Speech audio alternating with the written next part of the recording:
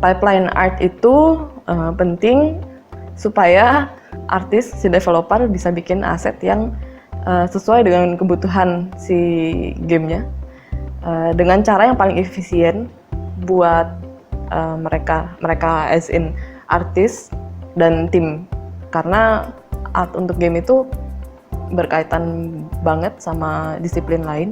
Ada art yang emang desainnya, ada art yang membuat asetnya, ada art yang teknikalnya, ada technical programmer yang membutuhkan aset kita, ada audio yang harus dibuat yang cocok dengan aset kita, ada timeline, ada budget.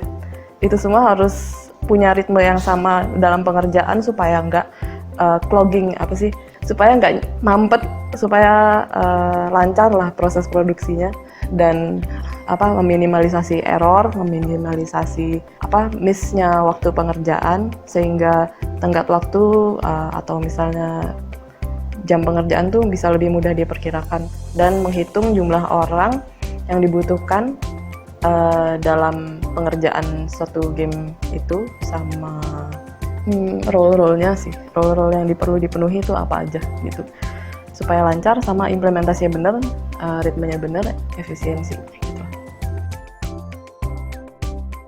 Katakanlah yang paling baru ini yang buat mobile game sih, awal mula kita nge-konsep dulu kan, kayaknya game yang kita bikin kayak gini, terus kayaknya arahnya artnya bakal ke sini, terus ditajemin lagi, gali kita pengen bikin game kayak apa, itu di tahap konsep.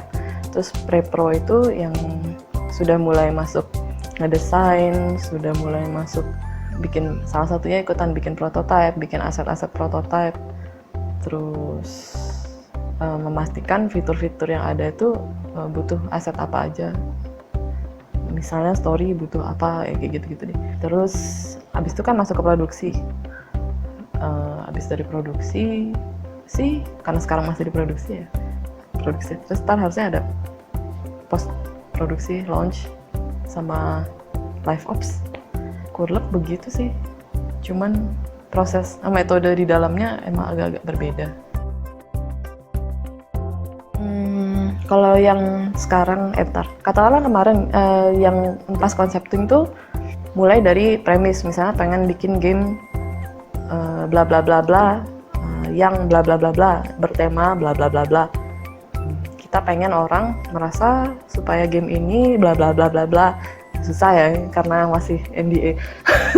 Tapi dari situ ya udah ditentuin, mungkin artnya kayak gini, karena gameplaynya begini, view di gamenya kayak gini, mungkin artnya bakal yang kayak gini. Kita tes, ada bikin beberapa macam konsep art, gimana kalau proporsinya gini, gimana kalau chibi, gimana kalau semi chibi, terus dilakukan tes, terus gimana supaya pewarnaan kita menentukan gimana misalnya pewarnaan satu karakter itu biar mudah direplikasi, dilakukan oleh orang-orang lain. Terus akhirnya mungkin metode color yang flat, cell shade akan lebih mudah direplikasi dibanding kalau yang agak-agak painting gitu kan. Itu ditentuin di awal. Habis itu dites, ditanyain ke orang-orang gimana, apakah prefer seperti ini, apakah prefer ini, mana yang membuat kamu merasakan perasaan yang kita pengen di awal gitu. Mana yang lebih kamu suka, warna mana yang lebih kamu suka. Jadi kayak waktu itu abis dibikin beberapa opsi chibi, misalnya semi chibi, style yang gimana, terus dicoba-coba gitu, dikasih warna, terus ditanya-tanyain ke orang apakah lebih suka warna yang ini ataukah yang ini, mana yang lebih menarik, mana yang lebih bikin dia merasa bagaimana, ya gitu-gitu. Terus akhirnya kita dapat suatu style, kita refine, ya udah itu jadi patokan untuk pengerjaan yang berikutnya. Jadi emang prosesnya lumayan lama sampai kita dapat apa yang kita pengen dan orang suka kayak gitu. Terus setelah itu kan bagian yang konsep sama sebenarnya udah waktu itu melorot ke itu di pre-pro juga. Terus yang dia pre-pro itu udah harus mulai masuk kayak batasan-batasan teknisnya kita udah harus tahu. Jadi waktu itu kita bikin pas di pre-pro tuh kita udah coba mungkin segini, mungkin kayak gini,